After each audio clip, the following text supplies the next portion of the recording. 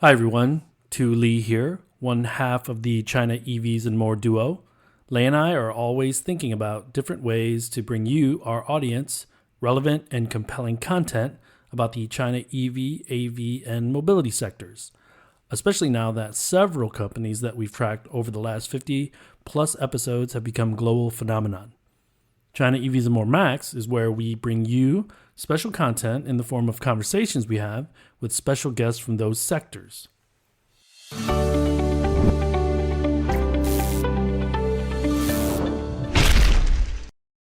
First of all, Elliot, thank you for joining us. We've been fans of yours for a long time. I think right when you started, I kind of learned about Fully Charged and saw your video. And so I've been following you since. I don't know about Lei, but I think... Same here.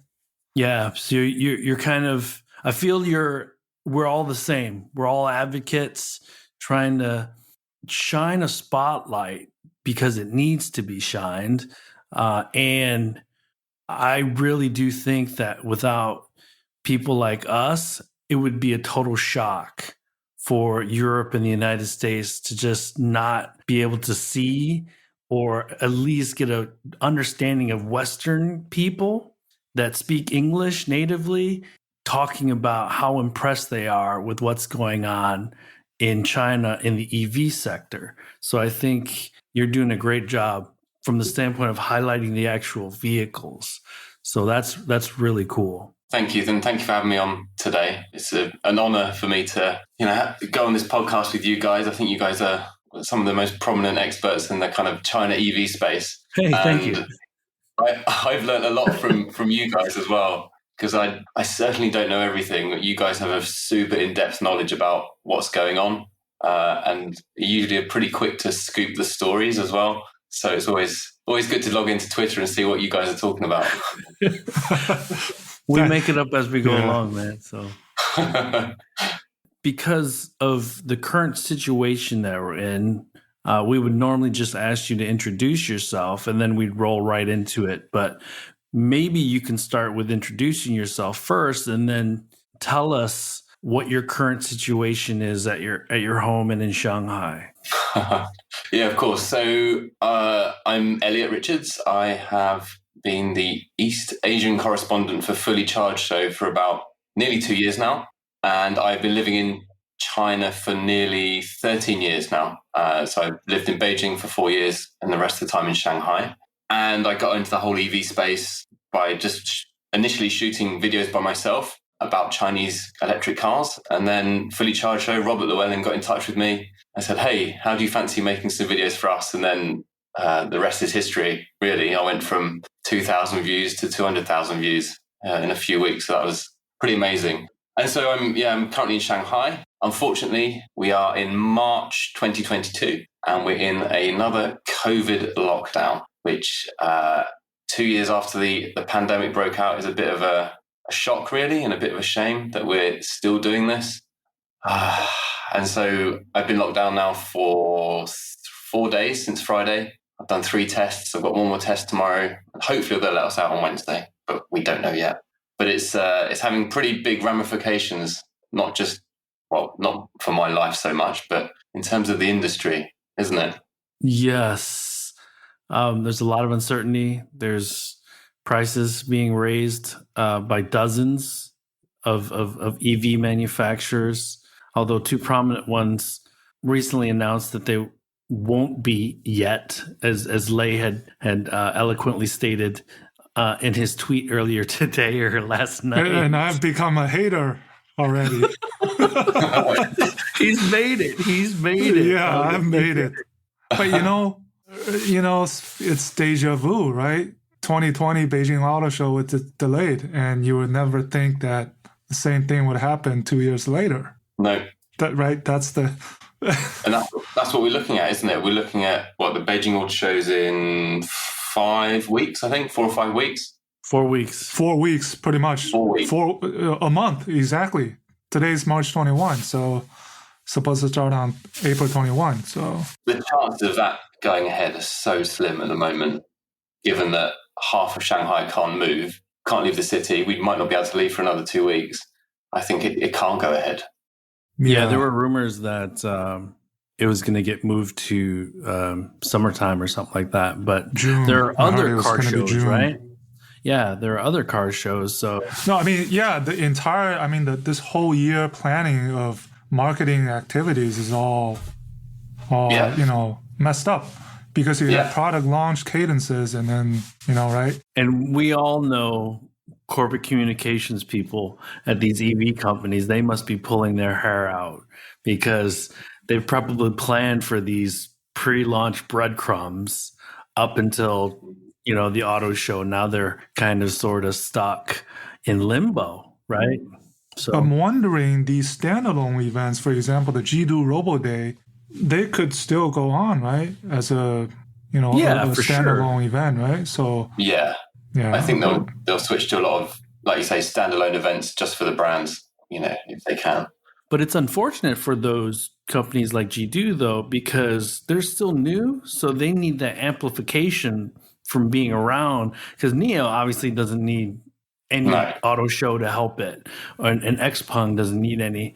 Li Auto, because they only have one product, I would say that they do need that amplification because they haven't been in the news cycle that much. But I think we're maybe getting ahead of ourselves. So can you tell us a little bit about Fully Charged since it's Sure. a global show? Yeah. So I don't know if you guys are familiar with Robert Llewellyn, but in the UK, he's pretty well known. He used to host a TV show called Scrap Heap Challenge. I used to watch it as a kid, and you know, went to junkyards, had a challenge to build like a three-wheel motorbike to drive over a hill or something out of scrap metal. And he was the host of that for many, many years. And then he was also on a cult TV show called Red Dwarf, which is massively popular in the UK. I think, don't know if it really got over to the US.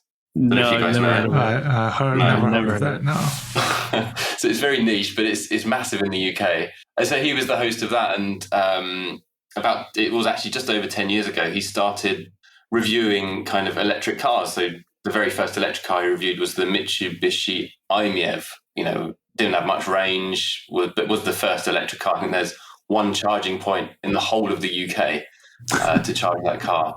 And so he started making videos by himself, which were put on his channel. And then it kind of started building a lot of momentum. And then he got other people on board to help out with the channel. Then they got another, a few presenters to help out. And then it kind of snowballed into what it is now. So it's 2 videos a week. It covers everything from, green energy it's everything to do with sustainability, basically. The motto is stop burning stuff. So car reviews are obviously a big part of that because they really are the most popular. But they try and cover kind of everything. So we've, cars, buses, trains, solar panels, windmills, the whole lot. And now they've got these huge events in the UK, and they've got an event in Australia, one in America, and one in the Netherlands coming up this year. So kind of a live event where brands come along, showcase what they've got. So not just cars, but cars, the sustainable kind of products. And then they have like talks as well from Robert and some of the other presenters. So yeah, it's kind of snowballed from something very small by one man and a camera to many, many presenters all over the world, including me. Yeah, that's great. That's awesome because the UK take rate is actually pretty high, I think, for NEVs. So I think it's over 40% last year. So pretty significant. Right. I think there's over 42,000 charging stations in the UK right now, so it's not insignificant. But Lei, do you have a question? Yeah. So one of the events you mentioned, actually, I saw some chatter. I think it was held last year, right? Was it in the UK? That's right. Yeah. Right. I remember that chatter. Elliot, were you always a car guy? What were some of your favorite cars growing up? And maybe me and Tu, we can share our answers. Yeah, so I have always been a car guy since very young, basically. Before I started Fully Charged, I would have called myself a petrol head, 100%. I was obsessed with cars and V8 engines and, just anything to do with cars, racing, the whole lot I've been obsessed with. I've I built model cars when I was younger, like a small. Yeah, you studied to be an architect. That's right. Yeah, I did study to be an architect. I think I needed to find a job which paid me money so I could live out my car fantasy. I kind of didn't really pan out that way. I'm not an architect now. So yeah, and so I built like these small cars. Went to races with my dad. I never actually owned a decent car though. My first car was a Fiat Punto, which was a kind of a small runaround. It was pretty rubbish actually. It was about 60 horsepower, 1.2 litre, 2-cylinder. It was awful, but it was fine when I was 17. So, but luckily my dad was quite that a into his cars. hand-me-down? Or did Sorry? you buy it yourself? Was that a hand-me-down, or did you buy that yourself? My parents bought it for me. It was secondhand. It was about £3,000. It's a very cheap car, but it was fine. It got me from A to B. It didn't go very fast, which was good. And my dad had kind of nicer cars. So when he was growing up, he had like a Triumph Spitfire. Nice. And then he had like an Opel Monza, I think it's called. And then in recent years, they got a Mazda Miata or MX-5, which was quite good fun. I got to drive that as well. So I've been obsessed with cars my whole life. And even now, I'm still obsessed with just looking at cars on the internet. It's a bit sad, really, but How many WeChat groups are you in with petrol heads and EV? I mean, I've been at least a dozen in WeChat. Too many. Yeah. Too many. Too distracting. Yeah. I'll tell you, I haven't always been a car guy. So the first car that I really got to know was the Jeep Cherokee 2500. So my uncle is one of my uncles was, one of the first to get rich in the family. So he bought one of the first. Was a locally, so that implies one of the very, also pretty rich. One of the very first locally made Jeep Cherokee. That was in the late 80s. So I was about 89, 90. I was about 12, 13 years old. And I used to ride in the very back, not in the second row, but in the almost like in the trunk. Yeah. So that's how I got to, know my first car. And then here in the U.S., I went to high school and college. My sister and brother-in-law, they got their first car was a Toyota Tercel. Okay. I don't know whether you've heard of it. It's a hatchback manual. Yeah. They bought it for $400. They owned it for a few weeks, and it got stolen. And they were heartbroken. Stolen? Like this. Yeah, this was in the early 90s. Like $400 for like a nice little car. That was awesome. And then the first car I've owned, I think, was a used Toyota Supra. Which one? When I was in high school. I think it was the 1987 Toyota Supra. Oh, like the wedgie Mark 1 then. You were a stud then, Lei? No, I bought it from my brother-in-law. He sold it. So, I mean, they bought a lot of used cars. That's good taste. Yeah, and then, in China, when I lived in China, my first car was the first generation Hyundai Tucson manual. 2.0 liter, 4-wheel drive, manual Hyundai Tucson, made by Beijing Hyundai, 2006. Wow. Oh, jeez. That's quite a varied history there. Yeah. So for me, first of all, I grew up in Pontiac, Michigan. I didn't grow up in Detroit proper. Most people will not recognize, outside of Michigan and the Midwest, they won't recognize Pontiac. But Pontiac was a brand owned by General Motors. And I lived, if you both can recall, the Pontiac Fiero. Yes. I lived about a mile away from that factory. So I remember when I was about 8, 9 years old, my dad had a station wagon, the Catalina, and the back seats folded backwards. And so me and my brother would sit in the back looking out towards the cars behind us. And we took that thing to Florida, a 3-day trip to Florida driving. And then we took it like 4 or 5 days driving to California, because I have such a big family that my dad couldn't afford to buy us all plane tickets. So we drove like caravan style to California and then to Florida. And then, yeah, I've had that experience as well.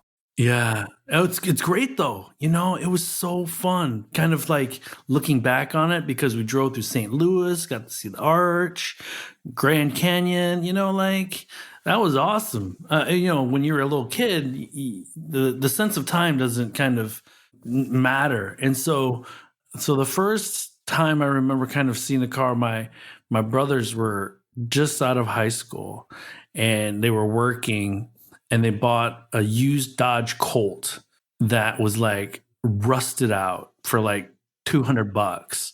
And then they spent another $200 to mondo it up and paint it. Oh, nice. So it was this red color, but it wasn't shiny red. It was like Bondo, so it was almost like a matte red. And I remember getting in it and I'm thinking, I was probably 8, 9 years old. I'm thinking, wow, this is cool. And my leg hits the stick and it freaking rolls down the driveway. And my brothers are freaking out because there's a car at the end of the driveway. We're about to hit it. And so they ran back. That was kind of my first memory. And then when I was in college, my brother and I shared I had just hand-me-downs left and right. My brother had a Firebird SE. The driver's side door didn't work. There was no radio because it got stolen. The air conditioner didn't work. One of the lights was broken. So when we went to drive it, we had to crawl through the passenger door. And one time we drove it, we went on a road trip and we didn't check the oil. And it broke down on us on the middle of the highway. And we had to call one of my friends and they called us idiots because there's like literally no oil in the Firebird. So Elliot, go ahead, Lei. Yeah, let me. There's a couple of more. Let's get back on the interviews. Sure. What's the best product that you've test driven? I think I might have an answer, but what is the worst? Maybe not the worst, but relatively not as impressive. What would you say? Should we start with the worst? Yeah. Well, and maybe you can start with the vehicle you own, and then we can talk about the cars you've driven for review. Sure. So I own an Xpeng G3, so one of the very first ones. It does what it says on the tin. It's fine by me. Gets from A to B. Decent boot space. Decent space for my family. Cheap to run. I think it's relatively good looking from the front. I think it's a bit weird looking from the back, but I don't really care. It's just a kind of family car. And it came with a free Shanghai number plate, which is the most important thing. Oh, jeez. And yeah, well, that saved me, 100,000 RMB. So that was roughly quite a compelling reason to get the car. So yeah, I've got the G3. I've had that for over 2 years now. So at the end of this year, I would have had it for 3 years. So I'll probably be looking at changing it then, but we can come back onto that later. I mean, in terms of the cars I've driven some truly, truly dreadful cars. Not many that I've done for reviews, but I think one of the worst is probably the wrong way, the Row, or whatever they're called now. They keep changing their name. Roway? Yeah, Roway. Okay. The quite recent, the EI5 saloon car. Okay. That's the taxi. That's like the taxi in Shanghai. That's right. Yeah, and they've got this. So they've got the taxi version, which is quite basic spec, which is fine. But they've got this kind of, I call it the consumer version, which has got this like awful fake leather on the inside. It's all like glittery and purple, and you just know that someone in SIIC said, "Oh well, my granny likes that, so let's put it in the car." And it's just there's so many different ideas in there. It's just like, oh, what's going on? And then just the drive is pretty boring. It's just uninspiring. It's an EV, right? It's an EV, right? Yeah, EV, yeah. Uninspiring and just dull. It's just a dull car. There's so many better cars for the same price that you could go for. So I just don't know why people, and that's why it's only really used for DD cars, because no one actually in their right mind would go out and buy one of those. That's probably the worst, one of the worst. The other one, and I don't want to diss them too much because I think they're having a bit of a hard time, but the Weltmeister, it's fine. It's a same price as my Xpeng G3, but I just think the whole packaging, how it looks, the name, the brand, they just got so many things wrong where Xpeng got them right. Because they were at one point, I know you guys were talking about like the big three being Neo, Xpeng, and WM, because they were comparing the sales. But that's 2 all years ago, fallen that off. was kind of the big three, right? Supposedly, right? So apparently, but now they've disappeared almost. Yeah, Lei and I have talked about it. They've had a lot of management changes. I think the EX5, is that the one you drove? Yeah. I think that was when it came out. I don't think it could compete with the G3 feature wise. No. And, they never really got real aggressive with sales and marketing to the point where they could resonate, because Xpeng was always in the news. Neo's always in the news, and then Li Auto came a little bit later. But Neo and Li Auto should be in the same category, and WM and Xpeng should be in the same category. But Xpeng is light years ahead. So yeah. It's surprising that WM Motor Freeman, he's a traditional car guy. So he's been on the supplier part, but he's been with Geely. So it's surprising that with that kind of background experience that this hasn't turned out as well. So yeah, it's just so cutthroat, isn't it, at the moment? So you just fall out of favor so quickly. It was just kind of blah, huh? Mm-hmm. Yeah, it's very blah, like the tech, the features, especially the way it looked. I mean, in terms of comparing that to, say, legacy automakers overseas, it was, a few years ahead. But I think some of them have already caught up. So like the VW ID series, I think they would have already caught up with the Weltmeister. So I just don't think they were pushing it, and they kind of just got forgotten about. So, and then if you ask my best driving experience or best product, I mean, it's not something that's sold on you can buy unless you've got very deep pockets. Oh. But what do you think I'm going to say? I thought you were going to say the ET7 for sure. Yeah. the ET7 is very good, but it's just incredibly competent and the best EV I think that China EVs has made is that's the pinnacle at the moment. I think they've done so much. You're gonna say the Hi-Fi X, aren't you? No way. Too complicated.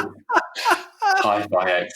I mean, I liked it. It was a amazing looking car and great packaging, but it's just too complicated. And as soon as one thing goes wrong, it's going to be in the garage for 2 weeks when they're trying to figure out. When you say too complicated, are you saying the screens, the UX, or because I didn't get a chance to drive it, but I went to the retail store and he was showing me all this stuff, and I was like, "Whoa!" I was kind of blown away, and I was a little confused. And then he walks me to the front of the car, and it does that whole doors opening, closing, lights are blinking. I'm like, "Whoa, what's this?" Yeah. It's the whole user experience. They try to do too much. They try to package every single piece of tech they can into one car, even if it's not quite ready. So the screens are there, but one of them was a little bit laggy. The menus are a little bit complicated. The key is one of the probably worst pieces of design I've ever seen. It was to open the doors. They've got like 6 buttons on it. They're not labeled. So you've got to double click on this side, then the doors open. But if you don't double click, it won't open, and you can't open the boot, and it was way too complicated. I just think, just have a simple key with 3 buttons on it. And that would kind of summed up the overall car. Great drive, ridiculously fast for such a big car. Back seats were the third row seats weren't very good, but it was just trying to do too much. I think as they learn with their next model, hopefully they'll make it slightly less complicated and a bit more sensible, but we'll see hopefully later this year when they release that. Let me ask you this really quickly, Elliot, about the Neo versus the Hi-Fi, because they're truly two of the only luxury / premium domestic EV companies in China, right?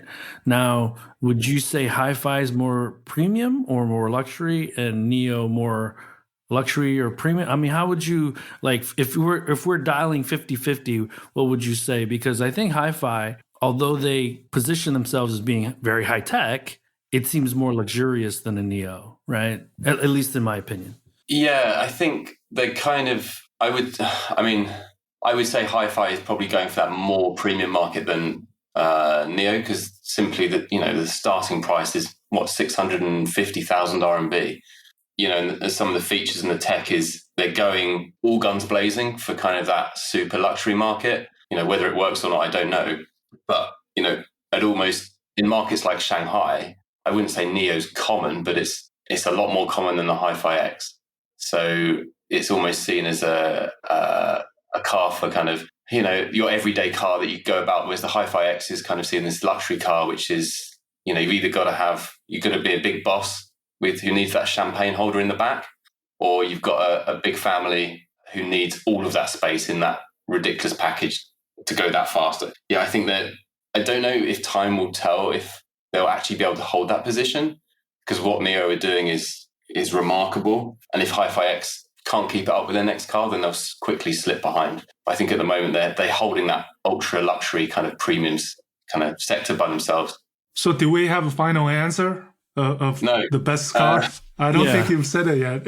No, I haven't. Let me give you two answers. So the best driving experience was the Neo EP9. The racing car.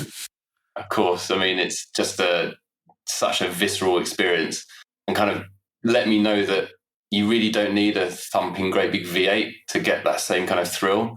I mean, the sound of the electric motors inside, you can't hear yourself. It's so loud. It's like screaming. It's just screaming, right? Yeah, it is screaming. It's screaming like a jet fighter, because it's just all around you, and you can't, and it's just continuously building up, like the sound. It doesn't let off. So that was exciting. But if I had to pick my favorite car, I think it's probably the Polestar 2. Wow. Okay. Yeah, which is pretty affordable, I think, right? Yeah, I think it's around 230,000 RMB. Oh, okay. I thought you were going to bring up a really expensive car. That's why I mentioned the Hi-Fi. Oh, no. I drove one for half a day. The torque is out of this world. Regenerative braking takes a little bit to get used to. The interior was a little too simple for me, and then the UX was okay. Not a lot of features that in half a day that I could kind of play with. That I thought was very clever. But I agree. It's a competent car that's pretty nice, especially for the price, especially being built in China. But it has some challenges selling here. So yeah, it's not sold well at all here, which is such a shame, because I think it's a very, very good car. It does everything you want it to. It doesn't do anything extra. Say the Hi-Fi, it doesn't have X number of screens or anything like that. The driving experience is fantastic. You can just cruise along the motorway. You can act like a hooligan. I had the performance version for a week, and if you put your foot down, it does fly. And I quite liked it in Shanghai, because everyone drives a Tesla Model 3 here. Everyone. It's like you can't go more than 2 minutes without seeing a Tesla Model 3. So that's why it kind of really stands out. And I suppose it appeals to my European sensibilities, which is why I quite like it. Yeah, Polestar 2, actually, my wife likes it very much, because before we came over to the US, we owned a Renault Megane 2 that was selling very well in the mid-2000s in China as an import. So she liked that kind of a short trunk, styling sedan. So the next question, since I've asked you your opinion on the best and the worst, when you do these shows, how do you balance criticality versus PR? Good. How can you be too critical and still? I'm going to give you an out, Elliot, because you're English, so I think you English people seem to be more proper. As Americans, we're just like, I'm going to bash this thing, right? This thing's terrible. It's awful. But I think English people say this thing sucks in the nicest way possible. Right? That's so true. It's the British way of insulting people, isn't it? We say these little comments, but it actually means we really hate you, right? Yeah. So yeah, I think it's very difficult, because PR companies have their agenda, and I think for what I'm trying to do here, I'm not here to really bash any of the cars, because it doesn't really serve the purpose of what we're trying to do. And what we're trying to do is to get more people to drive EVs, less people to drive ICE cars. And so I don't think it really does any favors to trash any car unless it is truly dreadful. So maybe I'm a bit too positive sometimes, and but the reactions I have are genuinely real. And the good thing is we're not financed by the companies. We're not paid by any of these companies to do any of these reviews. We're completely independent. So it does give me a kind of a good way out of, I can say, maybe I can say that this thing needs an improvement or this thing needs an improvement. And I think these are companies that are listening, and they're willing to make those changes very quickly. So, you tell XPeng that this feature's a bit crap, then they will adjust it for the next version. You'll see it in the next car. And so we try not to listen too much to the PR guff, and we try and take a very independent kind of view on things. And I think we've managed to do that so far, although it is always a challenge, and it's going to continue to be a challenge as well.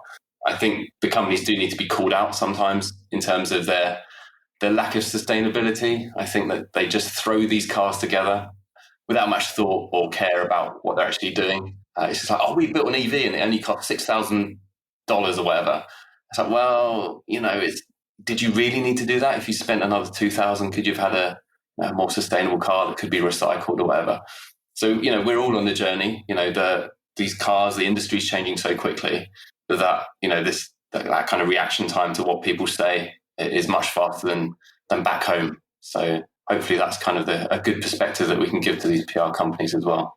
Yeah, from my experience, I think these startups, especially NIOs, Li Autos, and XPengs, they're actually very good at listening to the critical comments and making changes very quickly.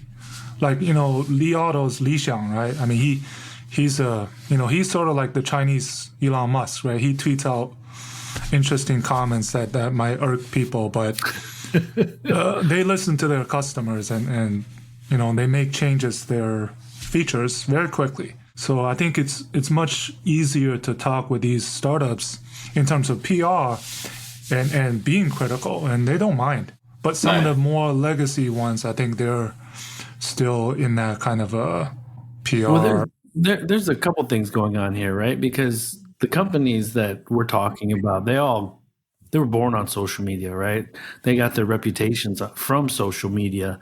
And I think, and I'm not talking NIO or XPeng per se, but some of these newer EV companies, to have Elliot, record a 20-minute video about their car is probably a huge deal still, right? I think even for NIO, I'm not saying that it's not a big deal for NIO, because it is, for you to record such a glowing review about the ET7, but they'll take it. And Lei, and this, Elliot, because I'm sure you probably had to deal with it on your side of things.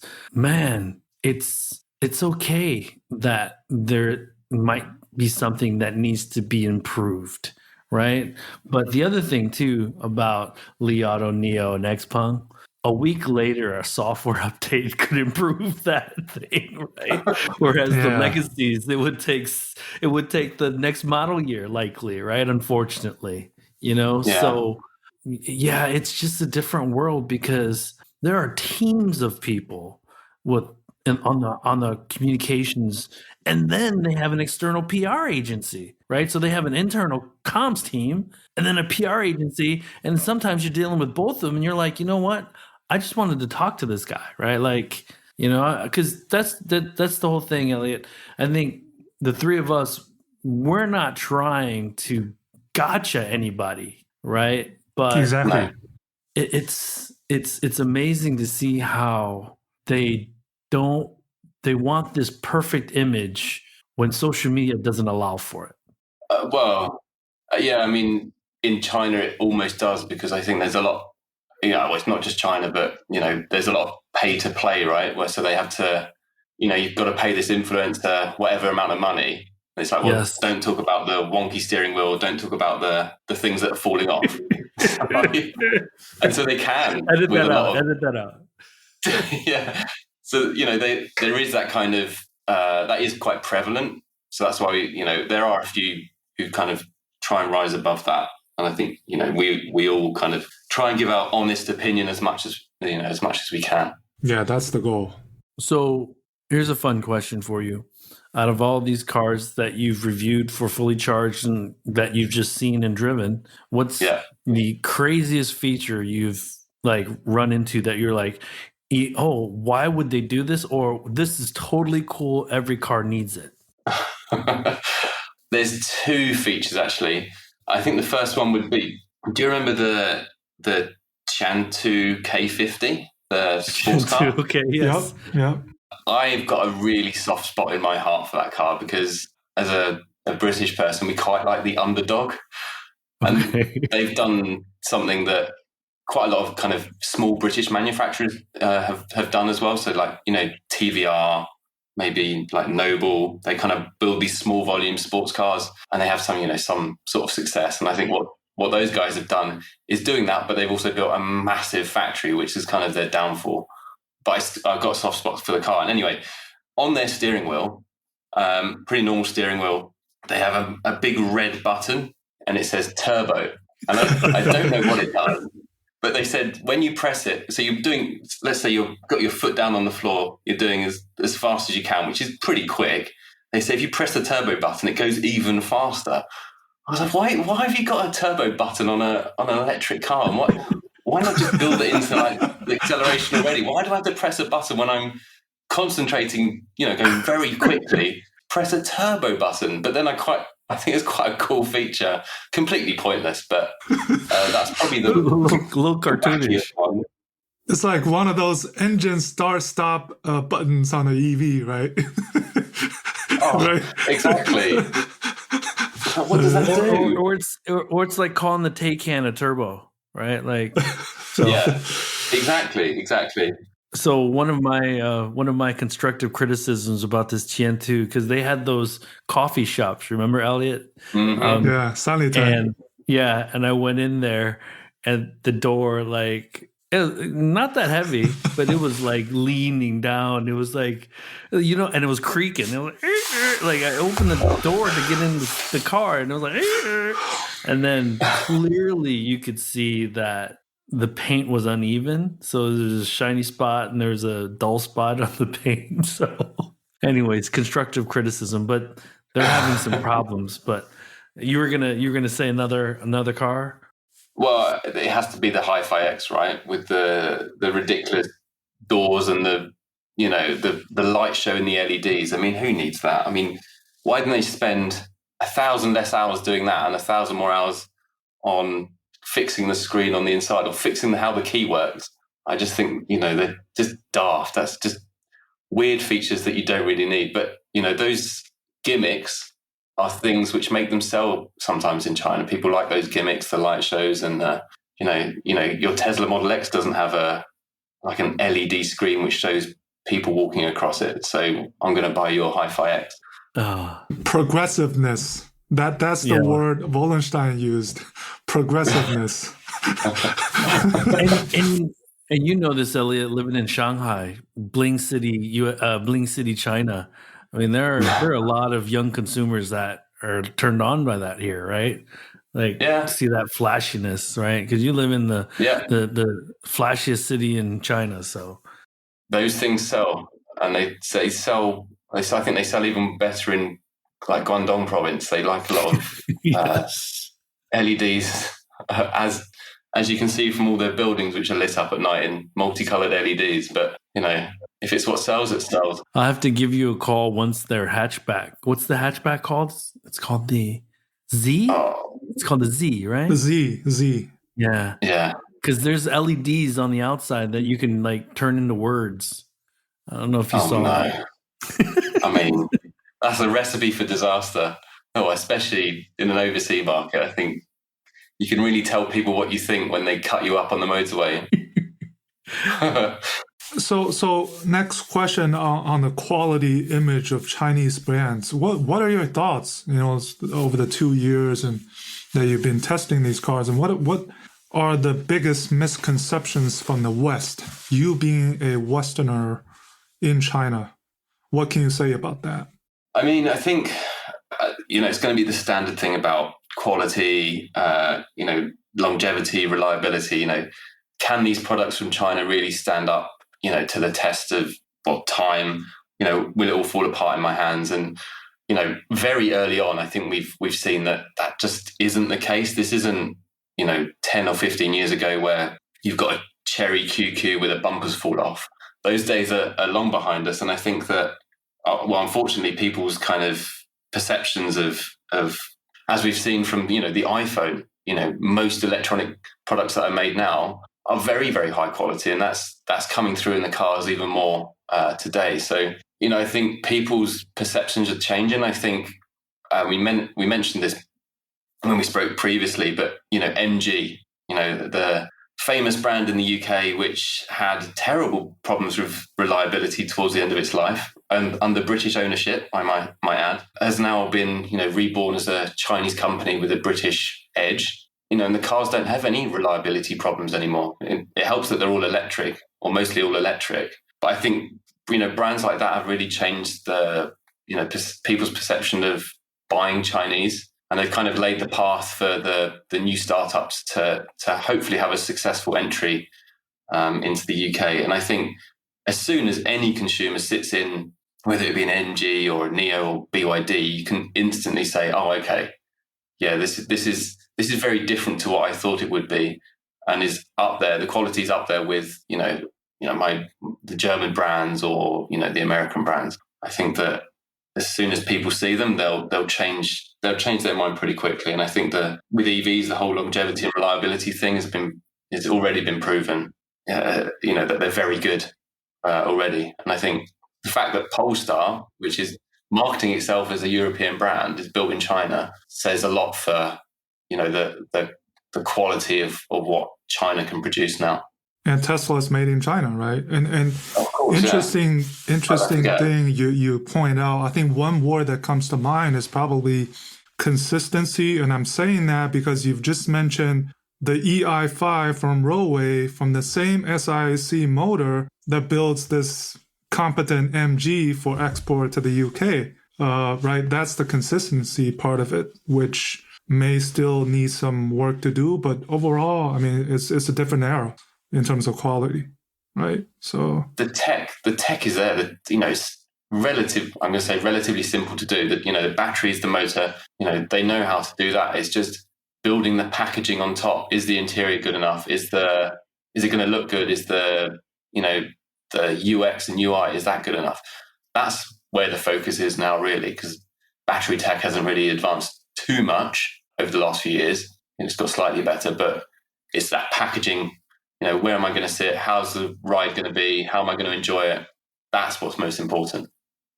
But what's ironic, guys, is that they brought Tesla here for the catfish effect. Now it's the China EV companies that are going to be brought to Europe to bring the catfish effect to the European brands and the American brands, because they're bringing it, right? They're bringing the battery technology. Aside from Tesla, okay, without question, China EV Inc. is the one pushing the envelope and the sector forward, right? The BMS's, CATL with the battery cells. So that's the irony, because if it wasn't for 12 or 14 brands, Chinese EV brands heading to Europe this year, what ID series would have the Renault Zoe as competition. And I can't think of too many other on the premium side. There's some there will be some cars, but even then, a lot of those are just remade ICEs, right? They're not truly electric from the ground up. And so I think that's part of the irony. But Elliot, do you think that the Chinese EV companies when they get their passport stamp, do you think they've done enough to represent as global? Or do you think that they're going to come over and Europeans are still going to think, generally speaking, that these are Chinese brands? I need to learn to accept that they're Chinese brands because not everybody's a Neo, right? Because not everybody's an Xpeng, right? No, I still think it's going to take a bit of time. I don't think it's going to be instant acceptance unless they can price something very competitively, which has a lot of features and is just an all-round good car. No, I think that a lot of the kind of legacy markets, such as Germany, I think they might struggle to accept these incomers because it's going directly up against their own one of their major industries. So I think that's going to be quite a hard pill for them to swallow to say, oh, okay, yeah, Neo can do it the same or better than us, or Xpeng can do it the same or better than us. I think that's going to be quite a tough pill to swallow for some consumers. Some markets, I think, UK, so we don't really have much of a car industry anymore. I think it's going to be easier to swallow. I think, I don't think people are going to be too fast. I think if it's a good package for a good price, that's what's going to get people across the line. But I don't think it's going to be easy sailing the next 18 months for these brands. I haven't heard from who's in Europe now. So iWays, BYD, Xpeng, Neo. I've not heard of massive sales successes, or it's still very early days. But BYD's been there for 6 months now, I think, in Norway. I don't really know how they've sold. I think they've shipped another lot of 500 out. They sold their first 500. So I think this is kind of their test. Next 18 months is their test to see what works, what sticks, what changes they need to make before really going hell for leather and actually maybe even setting up factories in Europe and building over there. Who knows? Let me piggyback off of that though, Elliot. Of the cars that you've driven and reviewed, so maybe you can talk price point as well, so people get a sense of how much it would cost in Europe. Give me 2 or 3 that you think, well, that should be a hit. That should resonate pretty well with the European market. Of the 12 or 14 cars that you've reviewed. Okay, this is a tough one, but I think I'll go with my own experience. My Xpeng G3, that really kind of sits in that Ford Focus kind of segment for me. So, Ford Focus is one of the best-selling cars in the UK, and Europe, I think, for the past however many years. Yep. And it's why I bought it. Before I bought the Xpeng, I was looking like a VW Golf. I was looking at a Ford Focus, in fact, in China. And, the Xpeng was the kind of natural electric kind of comparison to those. It was the same price, so about 160,000 RMB. I know what's that, £18,000, $24,000, something like that. So relatively affordable, good package, not too fancy. So for me, that kind of, fits in that kind of Ford Focus kind of segment. And I think that would probably sell quite well.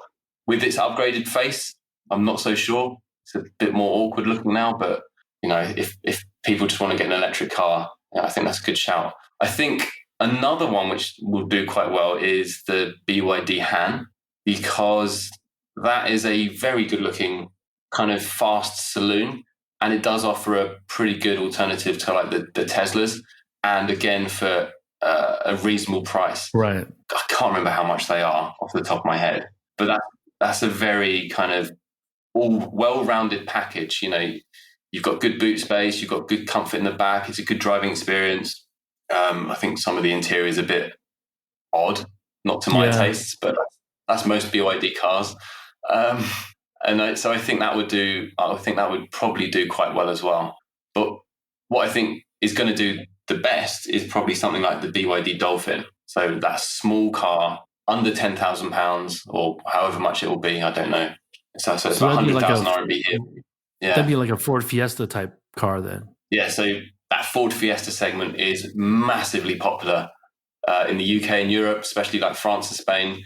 If they can crack that, people are crying out for an EV which costs less than, £12,000, $15,000. There's very, very little in that segment. And you look at the success of the Renault Zoe and the Nissan Leaf, people want to buy those cars. And so if one of the China EV companies can go over there with a small Super Mini, they will knock it out of the park. But I don't know which one's going to be there first and which one will be successful. It's probably not the BYD Dolphin. The Dacia Springo, right? That's made in China. That's been very successful. That is exactly the product that you were referring to. That's what people want. Yeah. It's built in Beijing, I think, isn't it? No, it's built in JMEV in Nanchang, I believe. Oh, okay. Yeah, so something like that. The joint venture with Renault and Dongfeng. That's right. And remember, the Aura is heading to the UK too. So. Yeah, that's an interesting one because they were meant to be coming out in, I think, January, but they haven't. I think maybe they've been affected by the chip shortage. Well, and they they're a bit naughty and put in the old chip, didn't they? And got a lot of flack on social media about doing that. Yeah. So, there's been some delays, I think, with that release in the UK. It was meant to be January, but it's not come out yet. I would think maybe some homologation issues. So definitely. So see how that does. Hey, let's switch gears a bit. Let's talk about doing the videos themselves. Yeah. So I've been always wondering, like, what kind of routine do you go through to prepare? And also the script, like how do you prepare to the script? Or is it ad hoc? You just go and talk and because you're experienced or what? And tell us about it. Yeah, sure. So, in terms of the routine, there's kind of two approaches. I think that the first approach is that a car company approaches us and say, do you want to review this car? And we say yes or no, depending on multiple factors, including, is it going to go to Europe? Is it of interest? Do we think the video would do quite well? And then the other approach is obviously there's a car that we'd like to drive. So we approach the company and say, can we borrow it for a few days? And then in terms of prep, we always try and find an interesting angle. So a lot of car reviews, like literally just review the car, which is fine. I look at those videos and I find them interesting. But we try and tell a story, find a interesting angle that we think might be engaging with a European or US audience. And then we kind of build the story around that. So usually about a week before we get the car, I do a bit of desktop research. Maybe I'll go to the showroom, have a look around, and write the outline of a script. So, I have like an intro, an outro, and some points that I want to hit on during the drive or whilst I walk around the car. But then I actually leave a lot of it up to the day because, for the Neo ET7, I didn't know what it was going to be like. So I had an idea that it was probably going to be quite good. I had seen it in the showroom, so I got up close to it. But until I actually got there in the day, I didn't know what the driving experience would be like. I didn't know what the interior would be like. So I kind of leave those things up to the day. So I've used my framework of a script, and then I fill it with what I see on the day. And it usually works so far. So I used to do everything unscripted, which was probably a bit of a disaster. This was before I did the fully charged stuff. I think that's why there were a lot of ums and ahs. And now it's a little bit. There's still a few ums and ahs, but it's a bit better now. So, but yeah, it always depends on where we're shooting, what we're shooting. How far in advance we know. Because some PR companies, they say, "Oh, by the way, we've got this car for you tomorrow." It's like, right. Okay, I'll try my best. And if we're trying to shoot something a bit different, like with the BYD Dolphin, we went to a farm to try out the Vita L capability. So we got to set that up in a few weeks in advance, and it kind of makes for a richer story. But sometimes you only have a few hours and you have to rush around the car and do kind of a more traditional car review. So it just depends on the context. How big's your crew? I wish I could say it was, we've got 3 camera cars. We've got we've got one video guy. That's it. Really? For me, in China. Wow. The crew for fully charged in the UK is slightly bigger, but not much. They got 2 or 3 people maybe for a shoot. But here in China, at the moment, we've just got one guy, my videographer, Brian, who does everything. It's a lot of GoPros and DIY, huh? Yes, it is. We use what we use mostly is we try and use the professional kind of camera on a gimbal, which is like a Sony or a Panasonic. But then for like the tracking shots, we use a DJI Osmo Pocket, one of the best cameras I've ever used. I have one of those. Oh, it's and I bought it. I'm not paid or anything to promote it, but what an amazing camera! I've taken it on holiday. It's so easy to edit clips together. It produces like 4K video. It's fantastic. You fit it in your back pocket. So we use that a lot. We use a lot of drones. I've got a drone myself, the Mavic Air 2S. So I like to do a few shots as well. Those drone shots that you have are amazing, except you would not be able to do them in Beijing. That's a good point, yeah. And it's getting harder to do it in Shanghai. In fact, that's what I heard. Yeah, filming in general in Shanghai is almost impossible now. I mean, in the downtown area, you're standing next. Well, number one, you've got to find a place to park the car, which looks good, which isn't a car park, so that's impossible. Number two, you get out of a car with a big camera and you're a foreigner filming and people are like, what's going on here? And then the security guard comes over and says, you can't do that here, can't do that here. So it's a real challenge shooting in Shanghai. So we try and go out on the outskirts or away from Bauans and security guards. They're everywhere though. They are everywhere. What is your work cadence like? Like, do you have a fixed schedule of video shoots that you do per month, or does that depend on whatever? Well, I guess, hey, Lei, I guess he was planning on coming in 4 weeks to Beijing. Maybe. Yeah, I was. I might still be stuck in my house in Shanghai at that point. I would have hosted you too, Elliot. So, thank you. Unfortunate. Yeah, it really depends. Like we have quiet months and we have busy months. Around about now, we're getting to the busy time of year. Yeah, auto show. Auto show. So, all the car companies releasing things. ET7 just came out. I think the Lotus is being unveiled this month. The Type 132 next SUV. Week. It's being next week, next week. Or this week or next week. Yeah. 28th, I think. Yeah. So we try and aim for about 1.5, 2 videos per month. And it's not just cars. So, I did one on the bullet train. Should be coming out this week, in fact. I shot that a couple of weeks ago, or a month ago. So we try and do a good mix of, kind of interest stories about China and infrastructure mixed in with the car reviews, which come up, sometimes just come up ad hoc or I know that Hi-Fi will probably reach out in a couple of months, say, oh, do you want to try a new car? And so, sometimes I'm shooting every weekend for a month and then nothing for 3 months. But we try and release from China about once a month at the moment. Okay. And you would only be doing China-related products or events, is that correct? Like you wouldn't do a review, let's say, of an ID4 in China. Is that correct? Well, you did go to BMW, right?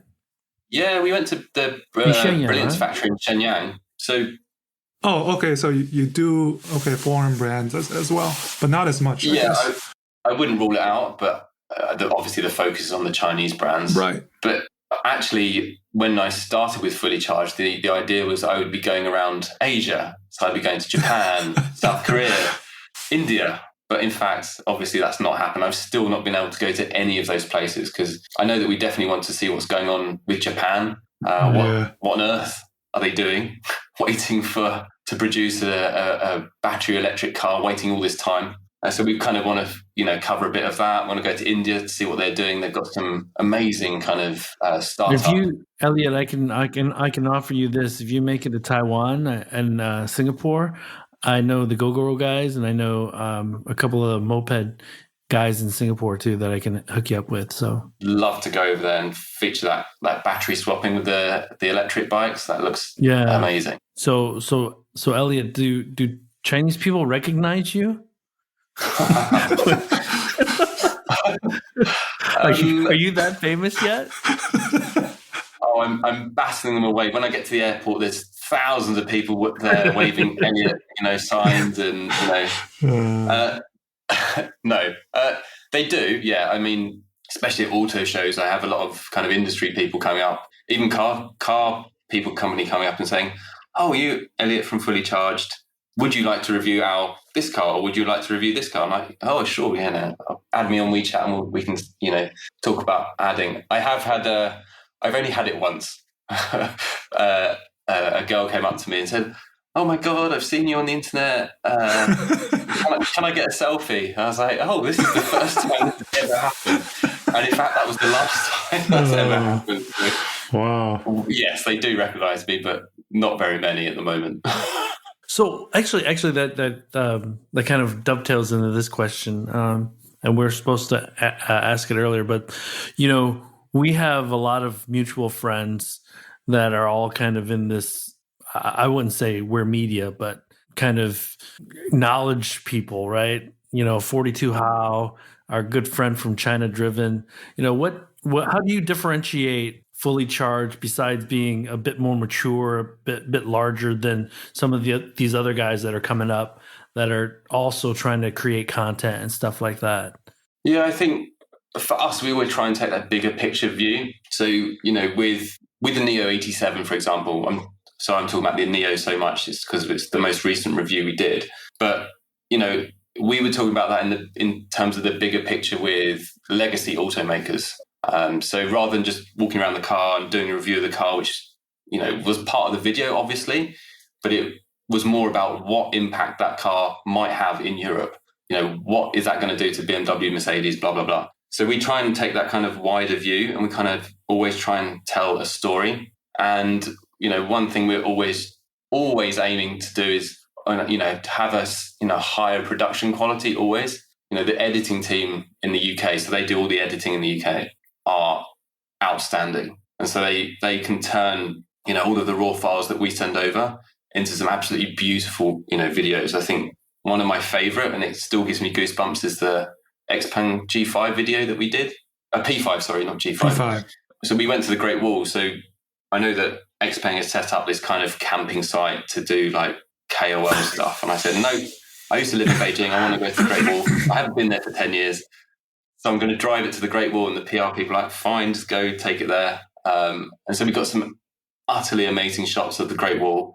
We got to try out the camping bed and all of that stuff. And so we were trying to do something a bit different, trying to tell a different story, and, always with a try to do a quite high kind of production value, even with just one person. So that's kind of how we're differentiating ourselves. But I think, like you say, just a few years ago, there was not really anyone talking about this. Now there's quite a few. You've got Will, you've got like 42 How.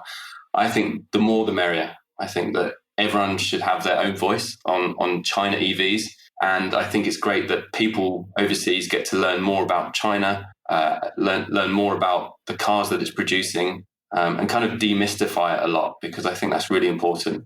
And it's good to have different angles and different voices on the subject. So, yeah. That's a great point. I noticed that your ET7 video that was just uploaded just over a week ago has over 100,000 views. And then your BYD factory tour has over 500,000 views. So yeah. what's the makeup of your audience? Is it a lot of Brits, or is it pretty global? Yeah, it's actually not that many Brits. I can't remember the demographics exactly, but I think Brits only account for about 10 or 15% of the audience. I think a huge percentage come from Europe. Another huge percentage come from America, and the rest are from Australasia. So that's why they're doing the live shows in those countries, basically where the biggest audiences are. So start with the UK, then the show in the US, show in Australia, and the show in Europe. Europe's a very big audience for us. I think that we get a lot of our views from that audience. Lei, go ahead. Do you have any final questions for? No, I was just thinking about, how the industry has transformed, but how people, view and consume content has also changed, has also transformed. And all three of us know that personally, right? Us doing this podcast, you doing videos, even myself, I've learned doing video editing during the pandemic using this Chinese software called Jianying. Have you heard of it? Jianying. It's like a 傻瓜相机. It's like it's just so easy to learn that, and you can just generate the subtitles English to Chinese automatically. Oh wow! Like it's just makes your so much easier, and that's why I did some video of my Tesla rental experience. And sometimes I do it in Chinese because I have an audience also trying to learn what's going on here. And I think just trying to, bring kind of the content to the relevant audience. And all these tools are making it much more easier to deliver content, right? I think we're all very lucky to be in this time, really. I'll be the first to tell you guys this was never like 2-3 years ago when I started the consultancy. It wasn't like I'm going to be a content guy. I'm going to be a media guy. No, that was not. But this is the best way to reach people, right? And I think that I'm assuming that since we're all doing it, that we all either saw a hole where we thought there needed to be some content, or we saw people just totally misread the China market from the UK, from Germany, from Detroit. They had no idea, yet they're the only ones being listened to because they're the only ones talking about it. And so I think part of it was just, you know what, guys, I'm scared for you guys, so I'm going to try to educate you on this stuff. So that's how I felt. Yeah, I think, for me, exactly the same as well. It's just like 3 or 4 years ago, I thought, why is no one talking about this massive car market? There was like one website, China Car News, or a couple of websites like that. Car News China. That's it, yeah. And it was terrible. It wasn't great. It wasn't great. Yeah, and I thought, well, why is no one doing anything about it? So, that's why I started. That's why you guys started. And I think we all just want to showcase, what China can produce and demystify it for people, because I think, it's seen in the media a lot, not always in a positive light. So, it's good to shine a light on what can be produced and some of the amazing progress that's been made over the past, 2 or 3 years. Right on. Yeah. Got a question. So what do you guys... I'm not letting you off that easily. What do you guys think, or what are you most looking forward to in the next 18 months in terms of China EV, in the China EV space? What do you think is going to have the biggest impact, or what's the most exciting? I'm looking forward to Europe's and the United States responses.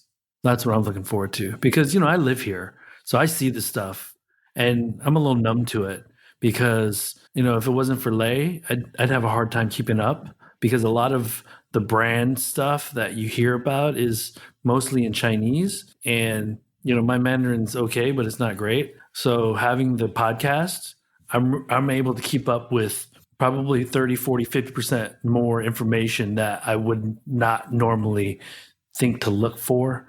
But, I think once the ET7 hits the Autobahn, it's going to hit like a brick in the German market, and people are going to be like, whoa. Like I believed Elliot, but I didn't really believe Elliot. But now that I can touch it and feel it and kick the tires myself, he was telling the truth. And that, because I want competition, because that just means that hopefully prices go down, more innovation. But to your point, it can't just be 4-wheeled electric passenger vehicles. It's got to be everything, right? So I am really looking forward to the day when I can, if I'm still in the US, when I can order a Chinese brand EV and own it and drive it.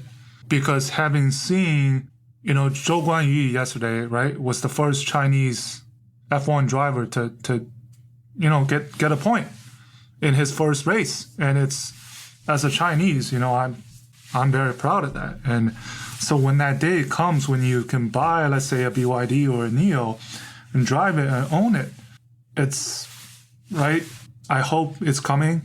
I'd be the first to order a NIO or a BYD, really. And the second thing I really want to see is, being here in the US, I kind of root for the legacy automakers like GM and Ford. I want them to speed up a bit, but at the same time, I really wish these Chinese smart EV startups slow down a bit it's very competitive in the Chinese market. Some of the crazy things, the progressiveness. But when you look at having attended the Mercedes event and seeing how much of a kind of a dinosaur they are in being the conservativeness, it's both good and bad. But I wish to see some kind of a balance. The Chinese companies slow down a bit, but the legacies, they speed up a bit. That's what I want to see. But, as I said, the EV, at least in China, the tipping point has gone past, right? Whereas in the West, here in the US, it's still a bit slow, and just not so much political or geopolitical turmoil. That's what I want to see. But Lei, you gotta also tell Tesla to slow down a little bit, right? Because they're the ones pushing everybody. And the other thing too is there's probably going to be a Vietnamese car in the United States that you can buy before a Chinese car. So that's incredible. They move quick, man, and I think God bless them. Whether the car is going to be successful is still up for debate, but it'll be on the road soon. Good luck to them. Yeah, for sure. That would be a car company that you could go visit in Hanoi, right? So I'd quite like to go to Vietnam and visit them, but so would I. Just have to wait for the borders to open. Any other questions, Elliot? No, that was it. I just want to kind of get your flavor of what's going to happen in the next 18 months. I think it's going to be an exciting time, and I'm really looking forward to being part of it with you guys as well. Yeah, man. No, let me offer you this. Since we're both in this country and we can't really leave, if you ever do like a Top Gear like episode where we go to Shenzhen and turn an electric bicycle into a lawnmower or something like that, and then have to drive it up to Shanghai, count me in, man. Count me in. All right, you're in. But hey, no, we are big fans of your work. So Thank you. Next time you're up in Beijing or I'm down there, I will get in touch. We'll share a beer. And sounds good. Thanks again for joining us. Thank you for having me. It's been a pleasure. Yeah, thank you, Elliot. It's fascinating to learn some of what you do.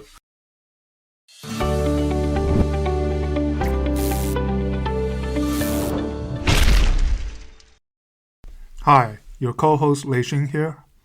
I loved how Elliot used the word demystify to describe the aim of his shows, helping to shine a light on the amazing progress that China has made as far as EVs are concerned. This resonates very well with what Tu and I are trying to achieve here at China EVs More, which is to educate the Western audience and help them understand more about the China EV, AV, and mobility space. And like Elliot pointed out, our goal is not to bash or trash anyone, but rather give credit where it's due and criticize where it's warranted. We appreciate all the work that Elliot and the folks at Fully Charged are doing, as well as many people in the industry doing the same thing. This really inspires us. Lei and I will be sharing more of our conversations with the men and women around the world, moving the EV, AV, and mobility sectors forward as part of this China EVs More Max series. Some folks will be instantly recognizable, but some will just be people that are doing amazing things in the space that we think deserve to be highlighted. Don't worry though, Lei and I will continue to host our live weekly China EVs More Twitter Spaces room that summarizes that week's most important news coming out of the China EV, AV, and mobility space. For those that can't catch the live show, you can find the China EVs More pod on all major platforms or wherever you normally get your podcasts. As EV adoption reaches its global tipping point, it'll be even more important to stay updated on everything that's happening here. Lei and I are confident that China EVs More is the best resource to do that. Until next time, as always, thanks for listening.